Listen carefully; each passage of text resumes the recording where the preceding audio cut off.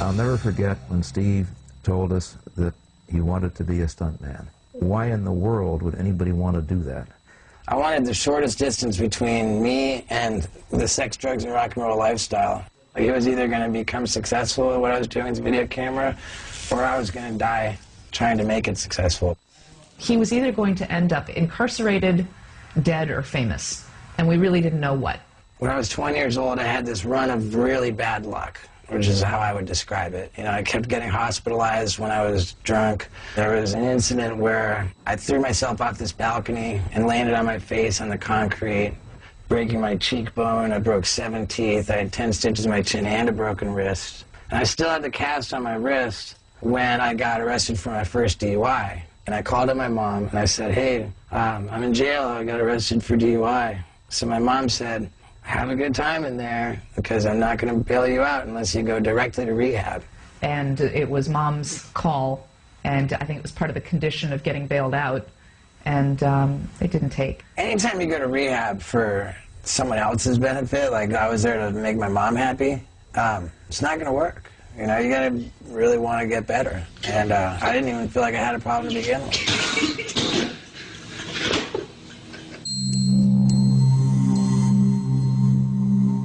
From the point when I bailed out of University of Miami, I was homeless for 3 years and in high gear filming stunts with my video camera. And over the course of those 3 years, it became clear that I wasn't really getting anywhere towards becoming a stuntman.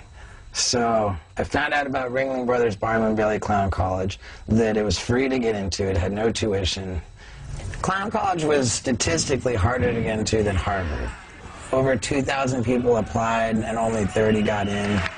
And I thought, if I can just get the name Ringling Brothers Barnum and Bailey associated with me in any way, then all of this stupid crap I've been doing with the video camera will somehow become legitimate. They didn't pick me for the circus after I graduated from Clown College, and I was kind of bummed about that.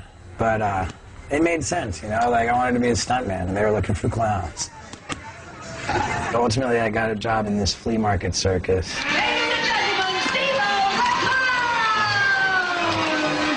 The flea market circus that I worked in would do 2 shows on Friday, 3 shows on Saturday, and 3 shows on Sunday.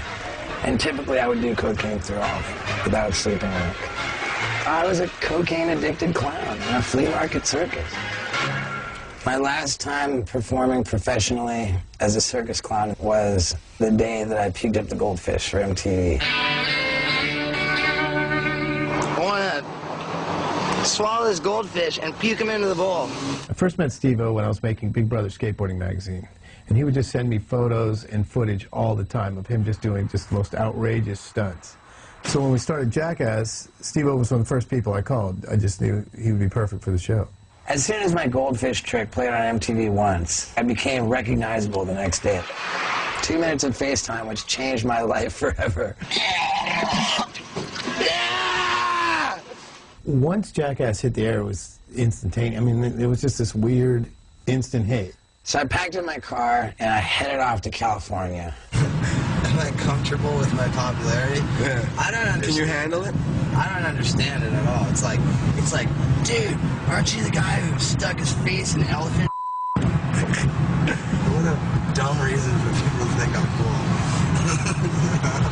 Hi, I'm Steve-O, and this is the cricket helmet. Certainly after I got to California, most of the filming that I did for Jackass was always with no sleep and still going from like a day or 2. It would be Steve-O awake for 4 days straight, just going for it on anything that he could find. And then he would literally crash for like 48 hours. It's just a banana. And then he would just wake up and go back for more. All right, ladies and gentlemen, this is the Tequila Stuntman. I knew it. Throw it down, throw it down, throw it down, throw it down.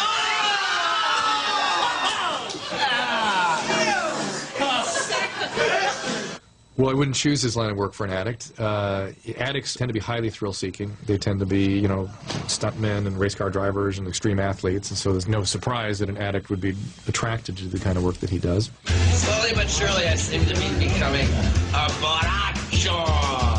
The problem, I would say, is that you know, the drug and alcohol use was sort of glamorized by the stuff he was doing, and maybe even necessary to do what he was doing. So it certainly worked against being sober. Oh yeah, dude, that's total booze, man.